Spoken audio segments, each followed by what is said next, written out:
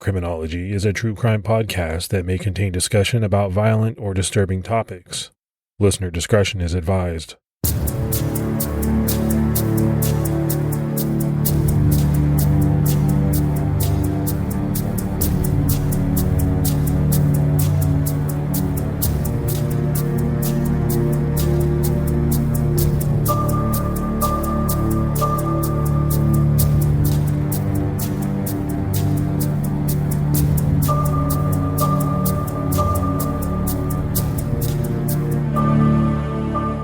Hello, everyone, and welcome to episode 329 of the Criminology podcast. I'm Mike Ferguson. And this is Mike Morford. Morf, how you doing, buddy? I'm doing good. Other than the fact that every time we start to record now, I've got issues and stuff going on. Last week, our poor dog passed away and we had a flood in the house. And now we're dealing with a hurricane that's going to land in the next day or two. So it's been hectic, and I'd like to have a nice, calm couple weeks going forward if we could do that. Well, you're down there in sunny Florida. You get the weather, you get a lot of nice stuff, but man, that hurricane season is scary. Yeah, it's the trade-off, and we live on the west coast of Florida, so that's where the hurricanes hit.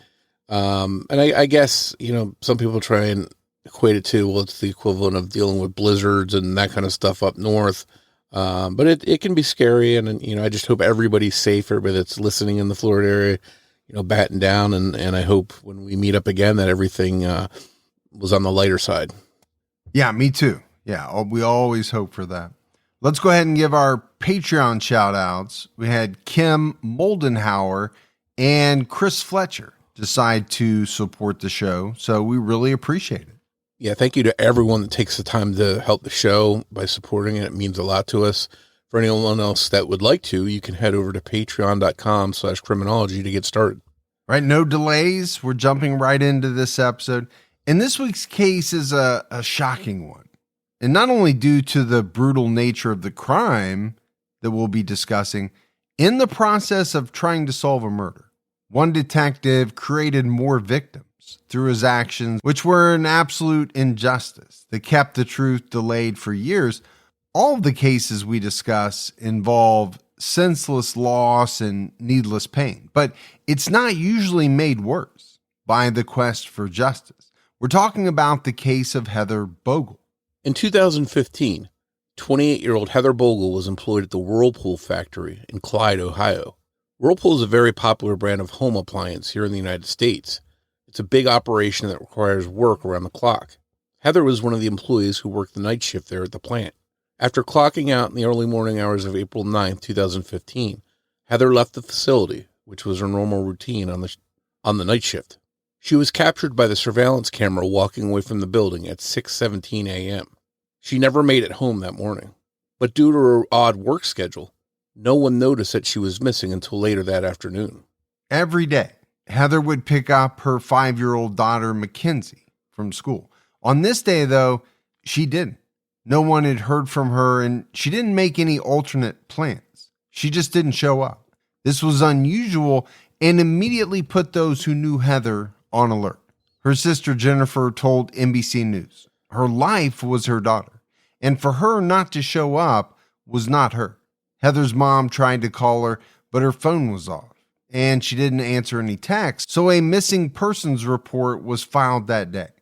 And more, if we see this in many cases, you have people who have normal daily routines. We all do. And so when there's a break from that routine, and then along with that, people can't get in touch with someone, well, that's when they begin to worry. And I think here especially, when someone has a young child, and part of that routine includes picking that child up from school, and they don't show, that is a major cause for concern. Yeah, I agree. I think a lot of times, especially when there's kids involved, you have parents that are having to have them home and out of school by a certain time. They need to be picked up. And this isn't a case of, somebody that's running off to go to a casino or just have fun and forgot about their kid. This seems like more of a something serious is going on here, and that's why they jumped into action and got that missing persons report filed. At first, people were hoping that Heather was just taking a little breather from the stress of her life and that she would come back, even though being unreliable, especially when it came to Mackenzie, was out of character. Heather had recently received some upsetting news. She had failed one of her nursing exams. She was trying to improve not only her life, but her daughter's future, and becoming a nurse would have gone a long way toward achieving that. So Heather attended nursing school. She worked hard, but for whatever reason, she didn't pass one of the final exams, so it must have felt like it was all for nothing. Her brother certainly didn't help the situation, because according to CBS News, he reportedly texted her that she failed the exam because she was too stupid to be a nurse. That wasn't all. According to the Fremont News Messenger, he also called her a dumb hoe and said that she was typical trash like her mom and dad. It's not clear why her brother sent her messages like this, but it's easy to see that maybe these types of messages, after failing the exam, might have sent Heather away to clear her head. And like you said, Morf, we don't have all the details around the why. Why her brother is sending her these texts. But my first thought was, how awful is that coming from your brother? Bad enough that, you're working your rear end off and you happen to fail an exam. Okay, that type of stuff happens. But when your brother is calling you names, telling you that you're too stupid to be a nurse, that's got to hurt. I don't care how tough you are, that's going to cut you down a little bit. Yeah, and unfortunately, in some of these cases, we don't know all the family dynamics or the relationship, what it's like between them, but certainly doesn't seem supportive towards Heather. It would soon become clear that Heather hadn't just run off. The next day, just before 8 p.m., her Oldsmobile Alera was found parked at an apartment complex in Clyde, not far from the Whirlpool plant. Heather's body was found inside the trunk, clothed in an oversized Mickey Mouse t-shirt, curled up in the fetal position. She had been very badly beaten and possibly tortured, but it was 2 gunshot wounds that ultimately took her life. The case shifted very quickly from a missing persons case to a murder case, and police began sorting through the clues. It was clear that Heather had been killed at a different location and then placed into the trunk of her car afterward because there were no casings or bullet holes in the trunk. The area where she was killed would have been much more bloody. Authorities felt that this murder was personal because it was just so brutal. Heather's hair had all been haphazardly chopped off. Her killer had cut her fingernails all the way down to the cuticles. Her body was covered in bruises and there were marks from restraints on her wrists and ankles.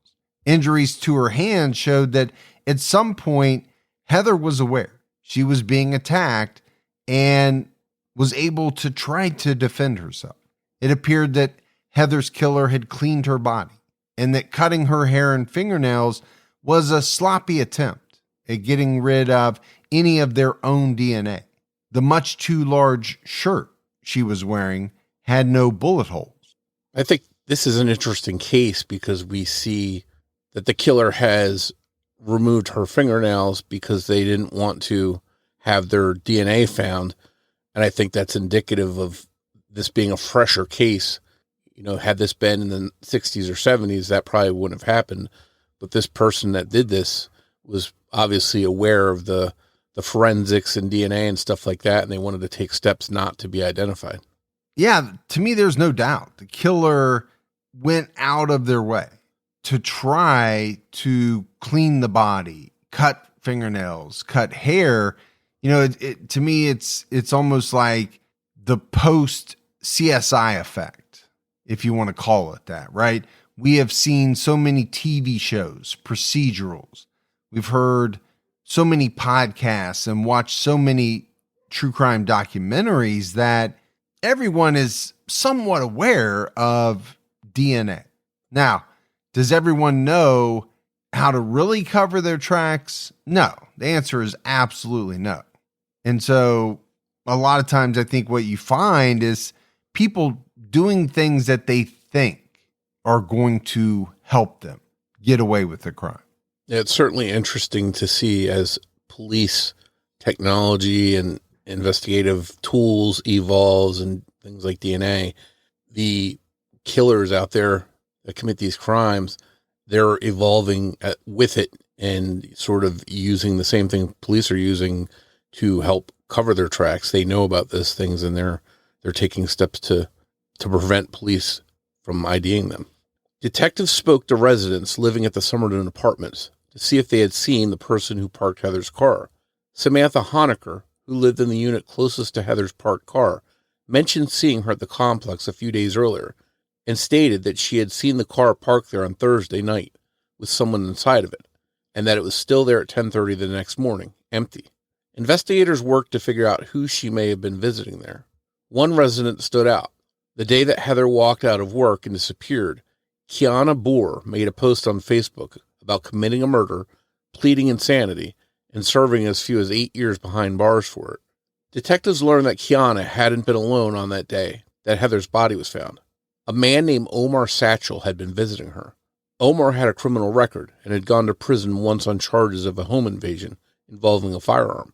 These two certainly piqued police interest. On May 26, 2015, Kiana and Omar were publicly named as persons of interest in the case. They were officially named as suspects 5 months later. Authorities believe that Omar's friend, Kayri Jaffrey, helped him and Kiana get rid of the gun that they used to kill Heather, and then they named him as a third suspect. Kiana was questioned multiple times but never charged. She finally hired an attorney because she felt that she was being harassed and unfairly targeted as part of the investigation. Her apartment was searched multiple times, but no evidence was recovered. Investigators actually visited her place of work to obtain a DNA sample from her. In February 2016, Kiana Boer was arrested on unrelated charges of theft and the misuse of a credit card. Though she hadn't been charged with any involvement in Heather Bogle's murder, Detective O'Connell told the Fremont News Messenger that her being in jail was a good thing, which would give the public a chance to come forward with information. He also pointed out that her being arrested just shows what she is capable of. Just months later, on June 2nd, 2016, Detective O'Connell was placed on administrative leave by Sheriff Kyle Overmeyer. 3 months later, he resigned. This was before a disciplinary hearing could be held regarding his actions in this investigation. For instance, O'Connell leaked the entire investigative file on the Heather Bogle case to an employee at the Sandusky County Job and Family Services Office. It would only get worse, and we'll get into that part of it a bit later in this episode. Sandusky County Sheriff Kyle Overmeyer ended up facing legal issues of his own. Though it didn't involve the investigation into Heather's murder, he was indicted by a grand jury and faced 43 counts, including theft in office and tampering with records. He pleaded guilty to 3 counts of deception to obtain drugs, a count of filing a false financial disclosure statement, 3 counts of theft in office, 2 counts of tampering with records, and 5 counts of theft of a dangerous drug. Apparently in 2015, his legal prescriptions for opiate painkillers were stopped, and this is when the thefts began. It's fair to say that some of the personnel in this case were preoccupied with other things at best, and that Heather did not get the investigation she deserved. So we have Detective O'Connell, we have Sheriff Kyle Overmeyer. Both of them get in trouble. And we're going to talk about O'Connell more later in the episode. But already you can see that, here we have people in positions of power doing things that they shouldn't be doing. In Overmeyer's case, it sounds like, he got addicted to painkillers, which happens to many people, but he was in a position where he could use his authority to obtain, these painkillers, and ultimately it caught up to him. But I think the key here is, how did all of this stuff, some of which was directly tied to Heather's investigation, some of it not, but, all of this has to have an effect, and not in a good way, right? It has to be detrimental to the investigation into Heather's murder. How could it not have? Yeah, if you're Heather's family and all this stuff is going on in the background, you have to be asking yourself, how good is the investigation into her murder when, all this stuff's going on in the background? It's not fair to them. And we've talked about cases before that were where the investigators of those cases were involved with, whether it was a forced confession or doing illegal stuff, as they were investigating a case. It's never a good situation. In any of the cases we've talked about, it always seems like it somehow spills into, an investigation of somebody's murder, and that it's just not fair to the families. In July 2016, the investigation into Heather's murder started over with fresh eyes. The Sandusky County Sheriff's Office requested the assistance of the Ohio Attorney General's office, who took over the case. Detectives took another look at Heather's girlfriend, Carmela Badillo. Heather and Carmela met at the Whirlpool plant where they were co-workers. They had been dating for about a year when Heather was killed. On Wednesday, April 8, 2015, the two got into a pretty big argument. They had many spats during their relationship, but this one seemed to signal the end for them. Despite the argument, there was no indication that Carmela wanted Heather dead, and there was no evidence at all linking her to the crime. In December 2016, former Sheriff Overmeyer was sentenced to 4 years in prison and 3 years of probation after that. He was also stripped of his law enforcement certification and ordered to pay $24,000 in restitution. While Overmeyer's issues made headlines, new Sandusky County Sheriff Chris Hilton, who was elected in November 2016, was determined to not let it be a distraction in solving the case. He felt that the key to the case was not where Heather's body was found, but rather answers would be found by looking at where Heather was last seen alive. And this was the Whirlpool factory. Looking through Heather's Google account history, including her location data, authorities were able to see that just 13 minutes after leaving work, Heather went to a mobile home at Emerald Estates on County Road 224, just miles away from the Whirlpool plant. Her device was there for about an hour before it was turned off for the final time. Detectives discovered that one of Heather's coworkers, Daniel Myers, lived at that mobile home. Looking through the case file, they also realized that he had never even been questioned. Myers claimed that he didn't really know Heather, but they worked not only the same shift, they were on the same production line. When he was asked to provide a DNA sample, Myers refused. Though it was his right, it didn't sit right with detectives, who hadn't had anyone else not cooperate in the case. They were able to get a warrant to force him to provide his DNA, and it wasn't very surprising to them when it turned out to be a match to the DNA found under what little was left of Heather's fingernails.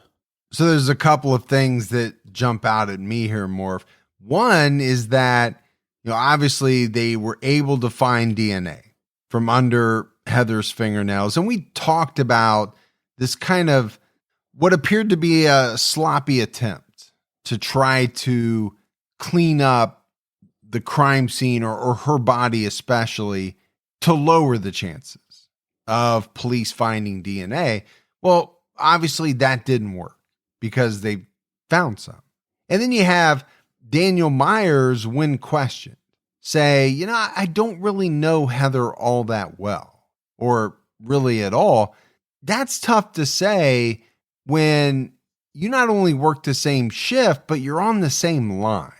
Yeah, I think to police, when somebody doesn't want to help the investigation, and that could be for any number of reasons, it doesn't always mean they're involved in it, but it certainly probably gets the attention of police. So they scrutinized him, even further at that point. And in the end, that DNA that he tried to get rid of was still there, linking him to the crime. So just goes to show you that a lot of times these criminals, they think they have a plan that's going to thwart the police catching them.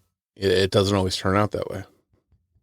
It turns out that after Heather's murder, despite claiming not to know her very well, Myers was very involved in the mourning process. He attended her funeral, and not as an unnoticed casual observer. Instead, he took the time to make an entry in the book of condolences. Myers even donated $125 to a GoFundMe that was set up to benefit Heather's daughter. He wrote a comment with his donation. According to CAN News, it read, "Heather, you are such an amazing person. Although we have only known one another for such a short time, I have came to appreciate our talks about our kids. I am distraught that there will be no more of your smile at work. You will always be in my thoughts. Your daughter will always be in my prayers. God bless you, little Missy." So much for him not knowing her and, saying that story that he, despite working with her on the same line, that he barely had any connection to her. Yeah, I think it kind of blows that out of the water. But, we have seen this time and time again where, someone linked to a murder or some other type of crime doesn't shy away, doesn't, lock themselves in their house, which is what you would think they would do. Sometimes they insert themselves into the investigation. They ask a lot of questions.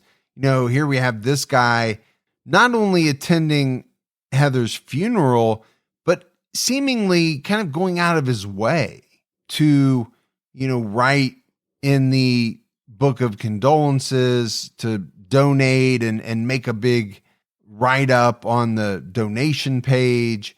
You just wonder, kind of what is going through these people's mind when they're doing this.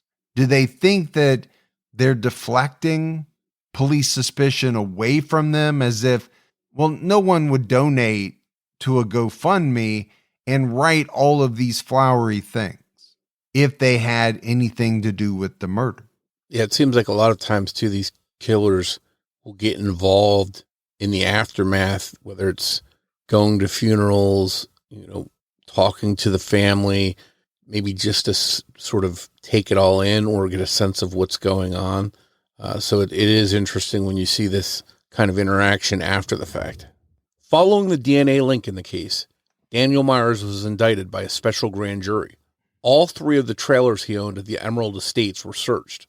While Heather and Myers had worked together and may have interacted, there was little doubt in investigators' minds that his DNA found under her nails came from the attack on her when she was killed, and not through some casual or innocent way through work.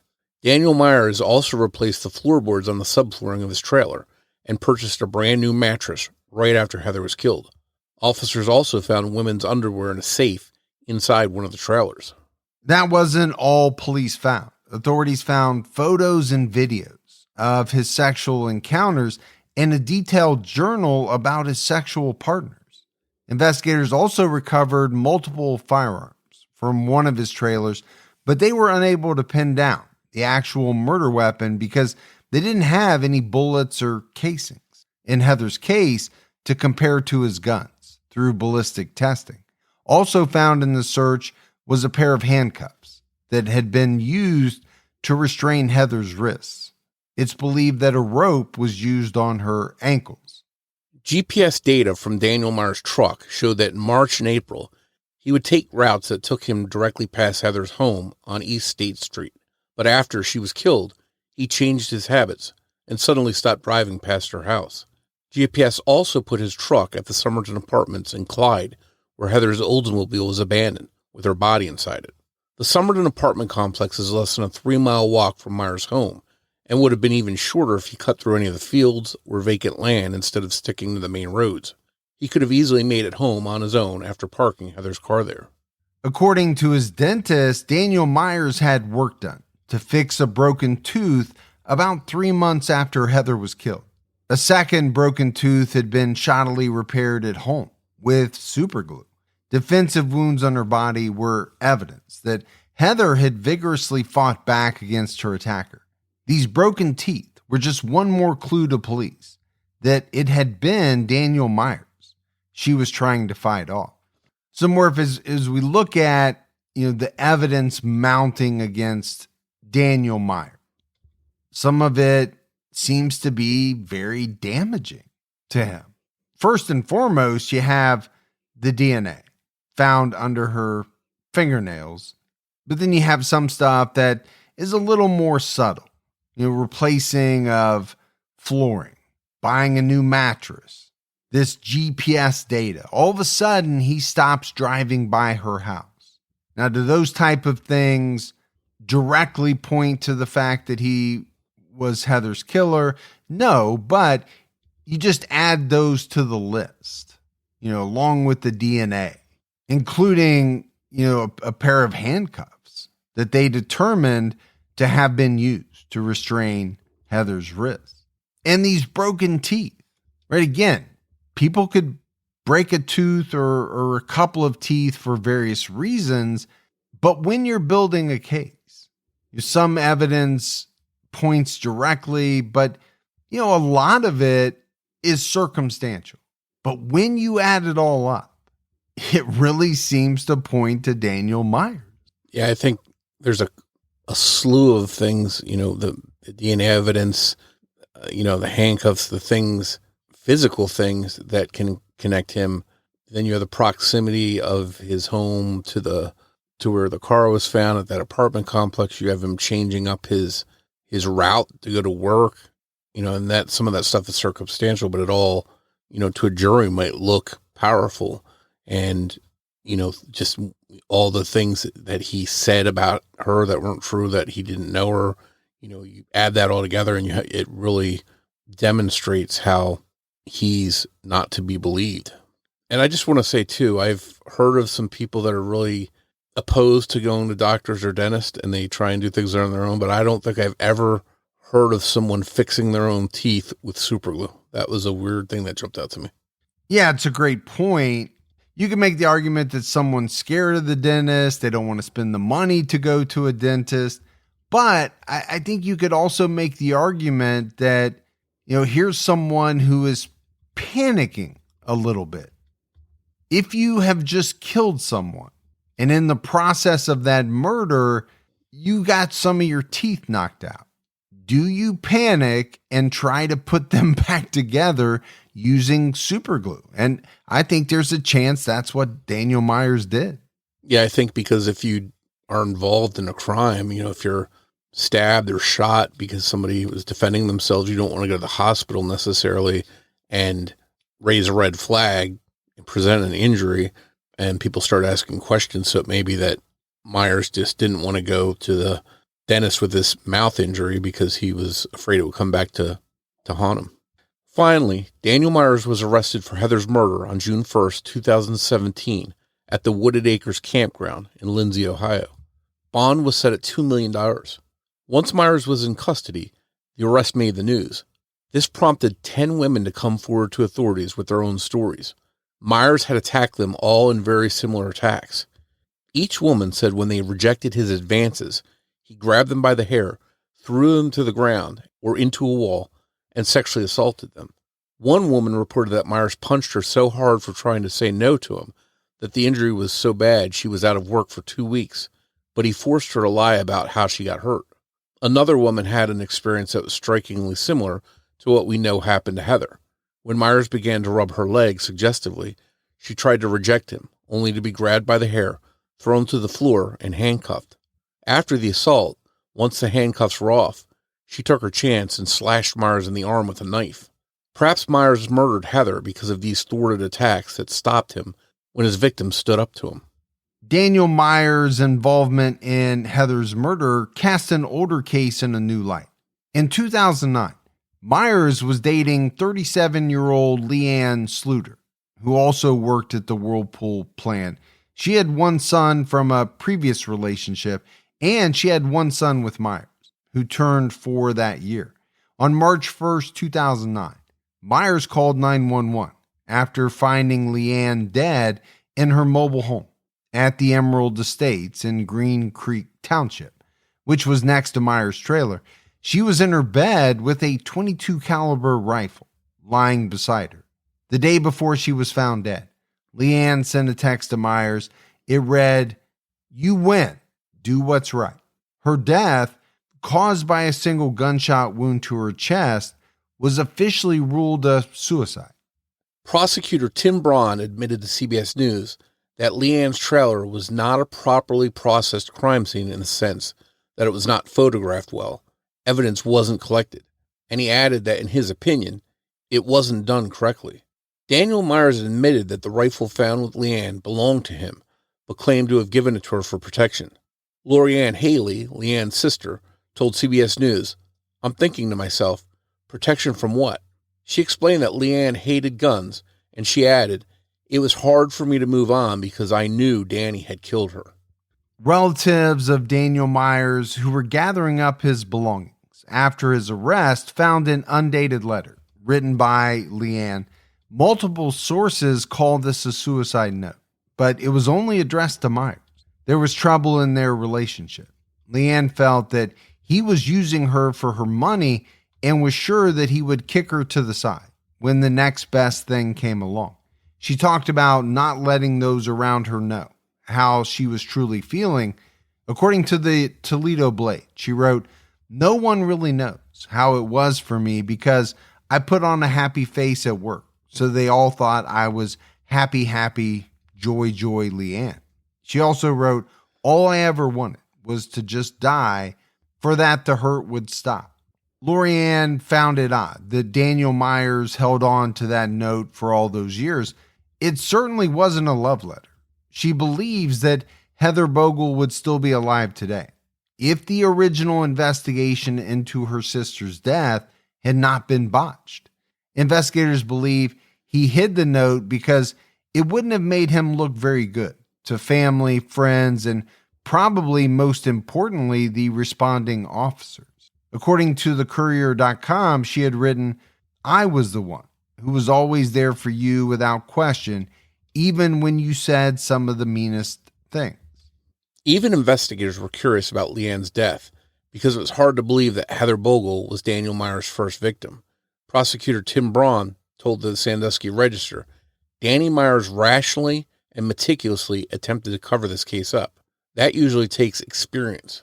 Before Daniel Myers faced trial for Heather's murder, former Detective O'Connell was handed down a prison sentence. On July 30th, he pleaded guilty to one of 8 charges of tampering with evidence. 7 of those were in the Bogle investigation. In exchange for his guilty plea, 7 charges, including the unrelated charge, were dropped.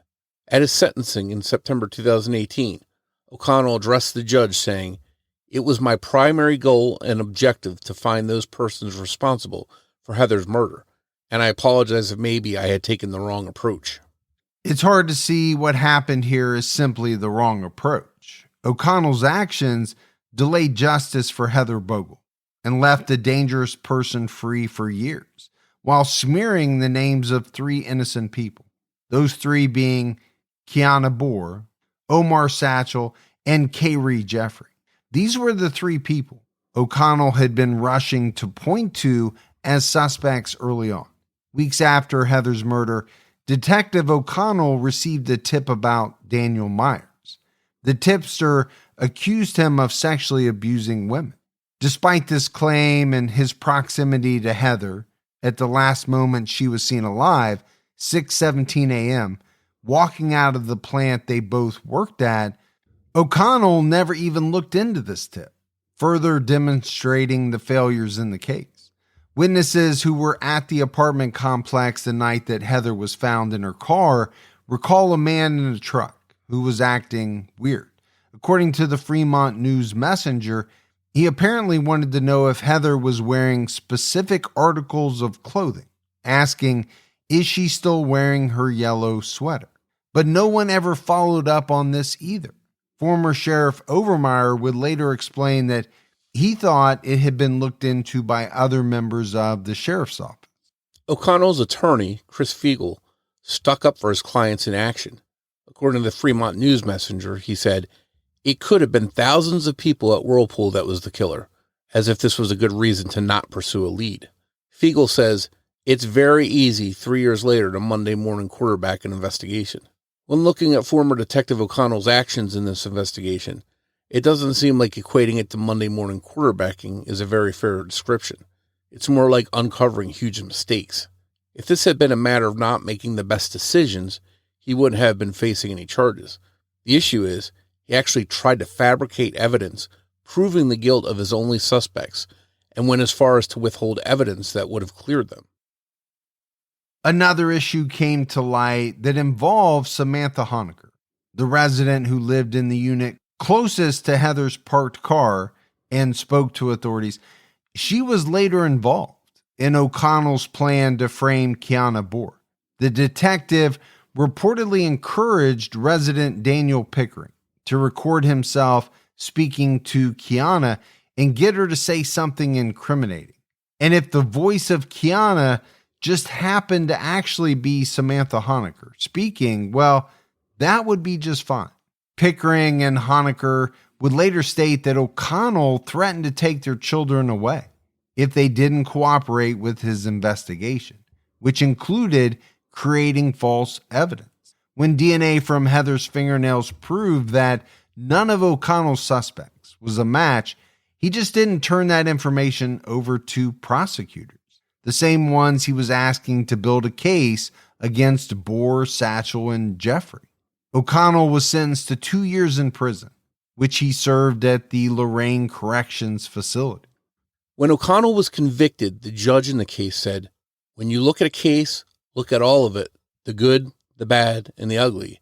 And when you present it to justice to our citizens, present all of it so a fair result and a speedy result of a crime can be resolved.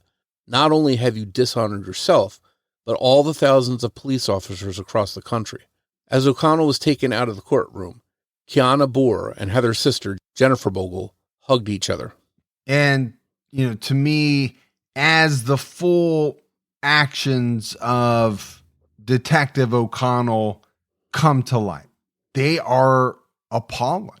I get how sometimes police could have their favorite suspect or suspects in mind, right? In this instance, he had 3 people that he believed were suspects in the murder of Heather Bogle.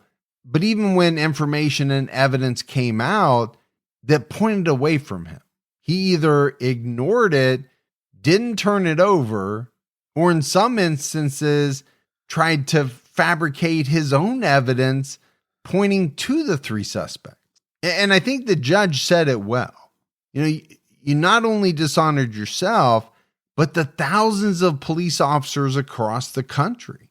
It's people like Detective O'Connell that cause citizens to lose trust in their police officers.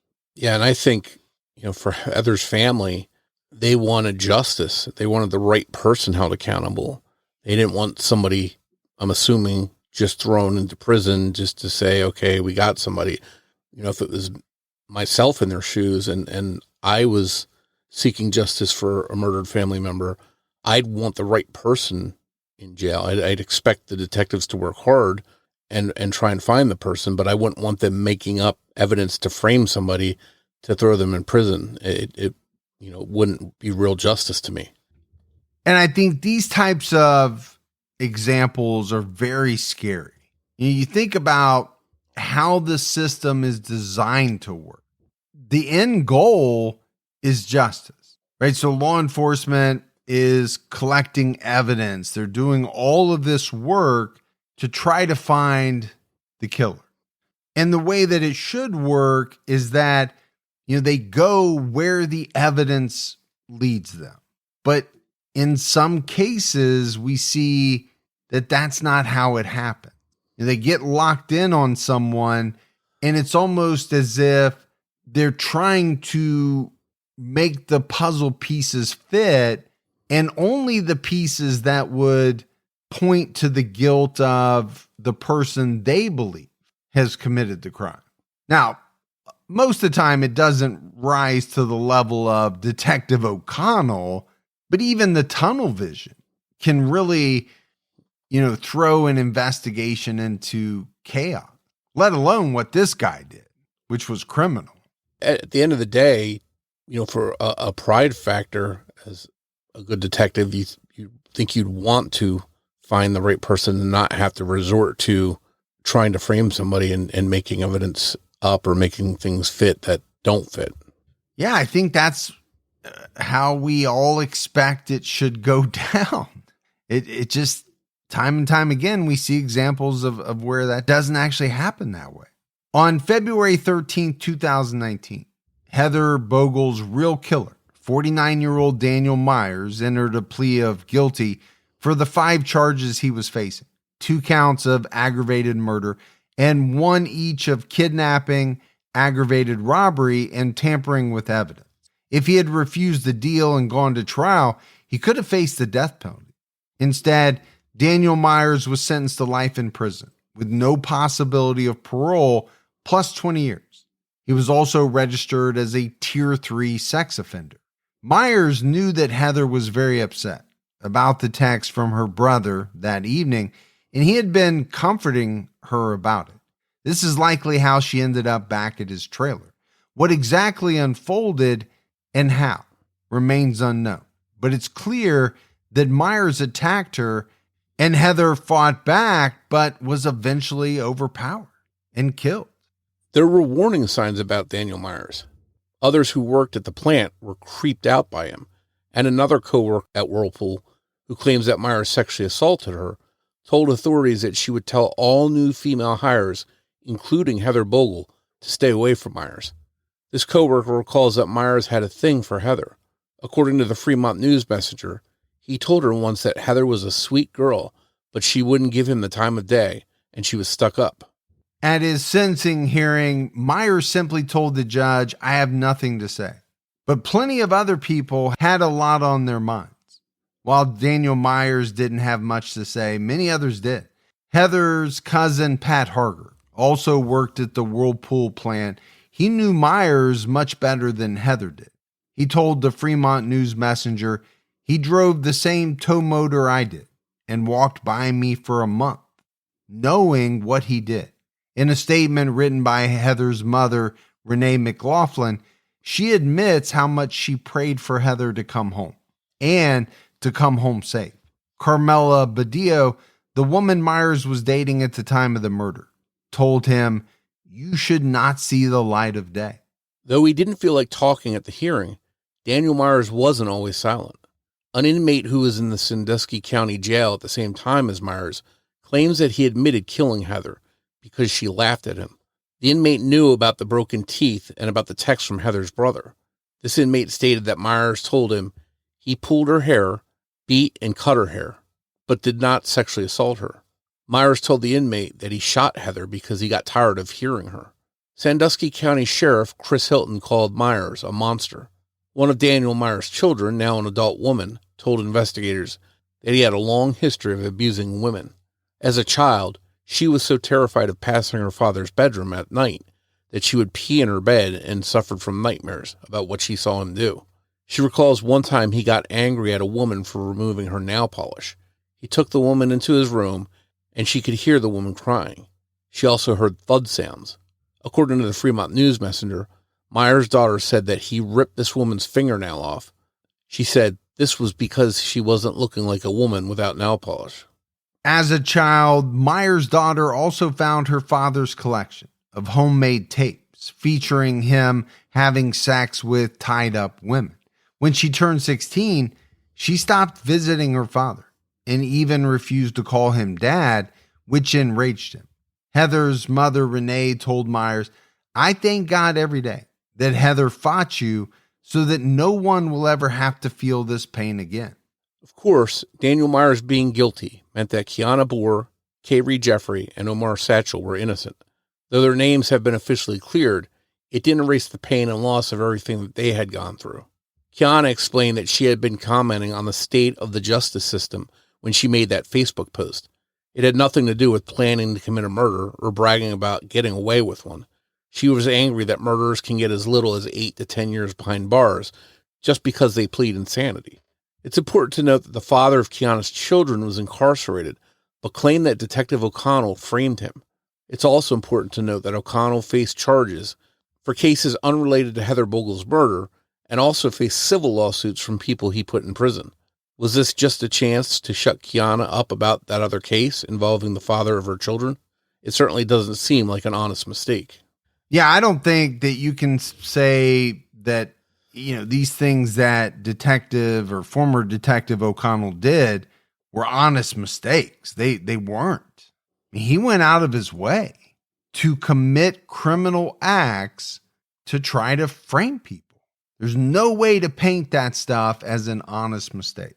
Yeah, and the problem is it opens up a can of worms because now they have to go back and say, hey, how many other cases did he do stuff like this on? How many prisoners in Ohio there are trying to get their cases looked at again because he had some involvement in it? Yeah, it absolutely does, especially when you have people claiming that he framed them. On March 6, 2019, exactly 10 years after Leanne Sluter was laid to rest, Sheriff Hilton and prosecutor Tim Braun announced that her case was now closed again. Once again, they confirmed that she had taken her own life. Agent Gary Wilgus with the Ohio Bureau of Criminal Investigation concluded that the rifle was not too long for Leanne to have pointed it at her own chest and pulled the trigger. The blood spatter and flow at the scene were consistent with a self-inflicted wound. Prosecutor Braun spoke to WTOL.com about whether Daniel Myers could have been responsible for Leanne's death. He said, the tough part about all of this is that you're looking at him and you know he is a guy that's capable of it. However, Braun said, this time around, I don't think he did it. Jennifer Bogle told the Fremont News Messenger that Heather's daughter looks just like her and acts just like her. Hopefully she's adjusting as well as possible to life without her mom. Daniel Myers, now 55 years old, is still incarcerated at Lorraine Correctional Institution where he belongs, unable to hurt anyone else. And as we wrap this case up more, one of the things that I want to talk about is how many people Daniel Myers hurt before he was incarcerated. It didn't surprise me at all that after he was arrested, a large number of women came forward with stories of their own about how he had assaulted them. I have a feeling that that is probably just the tip of the iceberg. I believe Daniel Myers, over his lifetime, hurt a large number of women. Now, I don't know how many he may have killed, but his own daughter talked about hearing and witnessing him being very violent with women.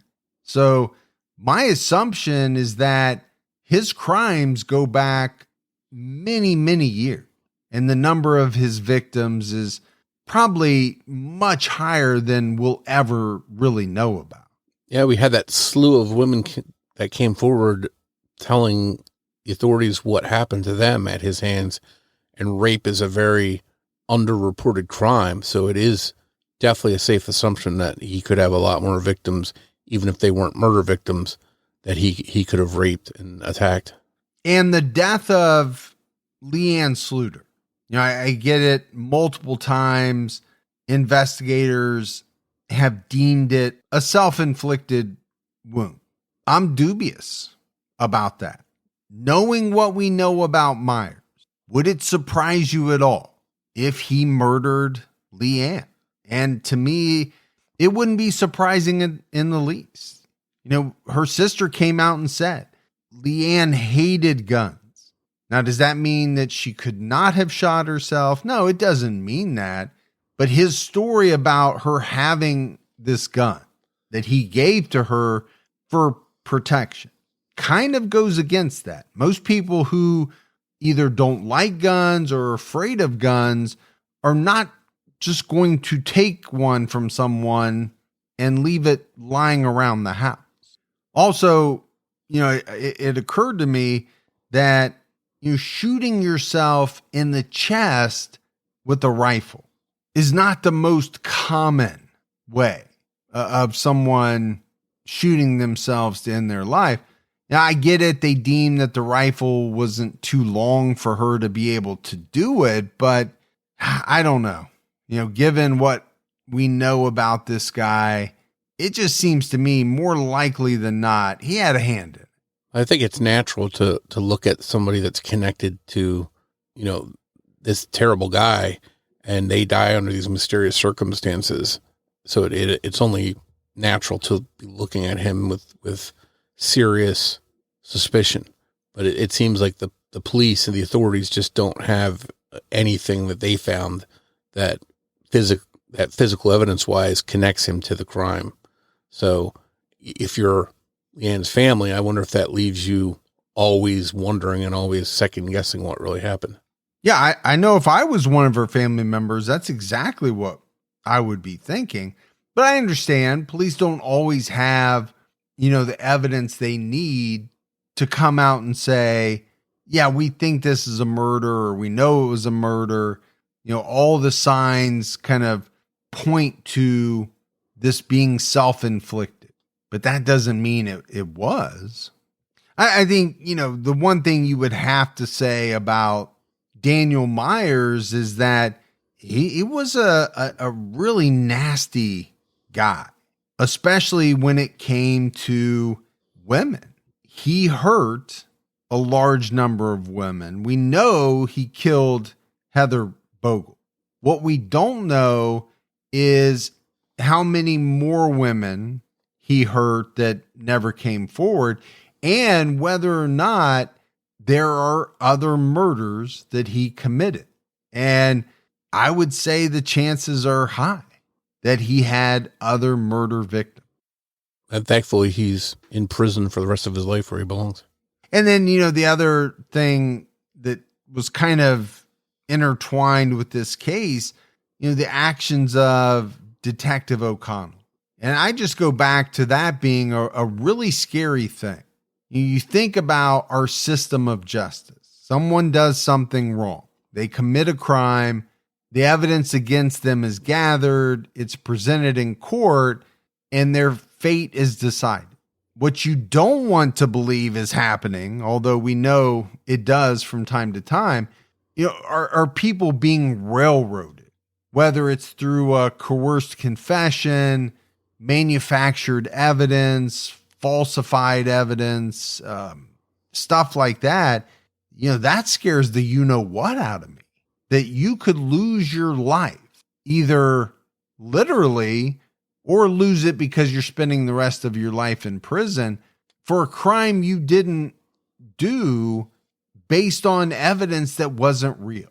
It'll be interesting to see what comes out in the future if there are more cases O'Connell's attached to that go back to court, and with people saying that they were framed, that things were altered in their case. There could be other shoes to drop here. Yeah, absolutely. But that's it for our episode on Heather Bogle. If you love the show but haven't done so yet, take a minute, go out, give us a 5-star rating, leave a review. Also, keep telling your friends. Word of mouth about the Criminology podcast really goes a long way. If you want to find us on social media, we're on X with the handle @CriminologyPod. You can also find us on Facebook by going to facebook.com/criminologypodcast. And you can join our Facebook discussion group, Criminology Podcast Discussion and Fans. So that is it for another episode of Criminology. But Morf and I will be back with all of you next Saturday night with a brand new episode. So until then, for Mike and Morf, we'll talk to you next week. Take care, everyone.